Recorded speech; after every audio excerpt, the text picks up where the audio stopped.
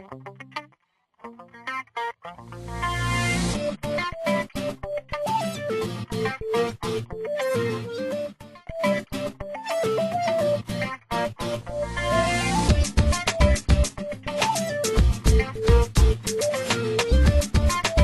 Friends, मेरा नाम जगविंदर है।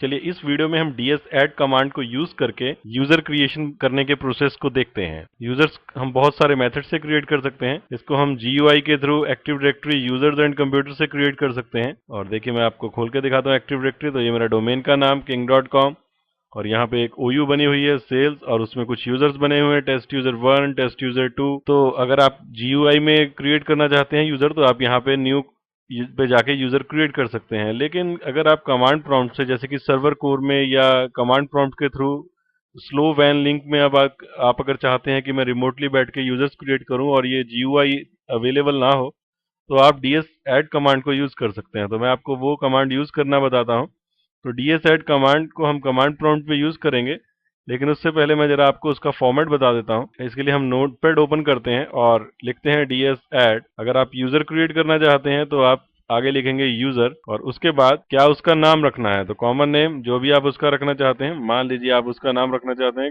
टेस्ट यूजर 3, और उसको कहाँ पे क्रिएट करना चाहते हैं। जैसे कि हमारे केस में हम अगर इसको सेल्स में क्रिएट करना चाहते हैं, सेल्स नाम के OU में क्रिएट करना चाहते हैं, तो मुझे उसका आगे नाम OU का नाम देना होगा। तो OU is equal to sales. अगर ये नहीं दूंगा तो यहीं पे ही king.com में ही मेरा यूजर क्रिएट हो जाएगा। इसके बाद मुझे अपने डोमेन का नाम देना है, तो उसके लिए मैं DC is equal to king और DC is equal to com use करूंगा। और इसके बाद मुझे लास्ट नेम लिखना है, और लास्ट नेम मान लेते हैं कि इस यूजर का है यूजर 3, और जो फर्स्ट नेम है वो है टेस्ट। इसके बाद आप इसका पासवर्ड दे सकते हैं विद कमांड pwd स्पेस डाल के, जो भी पासवर्ड आप रखना चाहें, 1 2 3 सर्वर स्टार। और अगर आप और भी कुछ प्रॉपर्टीज, आप इसका UPN नेम सेट कर सकते हैं। मान लीजिए हम इसका UPN नेम रखते हैं test user test user 3 sorry @king.com। तो और भी कुछ एट्रीब्यूट्स आप सेट कर सकते हैं यहाँ पे, कुछ और प्रॉपर्टीज। तो हमने जो कमांड दी वो ये कमांड है कि ds_add यूजर, और जो उसका नाम आप रखना चाहते हैं, जहां पे उसको क्रिएट करना चाहते हैं, किस डोमेन में उसको क्रिएट करना है, क्या उसका लास्ट नेम होगा, क्या उसका फर्स्ट नेम होगा, टेस्ट यूजर, पासवर्ड उसका क्या है, और UPN नेम क्या है।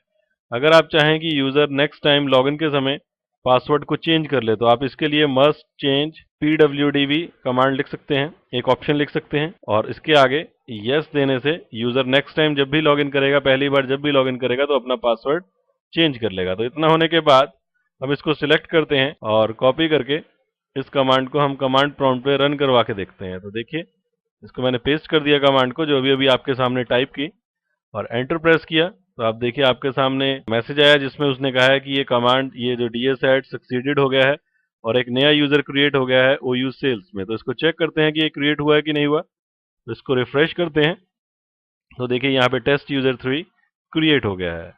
तो इस वीडियो में हमने ds कमांड को यूज करके एक यूजर क्रिएट करना सीखा, और इस ds कमांड के क्या फायदे हो सकते हैं ये हम अगले वीडियोस में समझेंगे। तो इस वीडियो में इतना ही। Thanks for listening.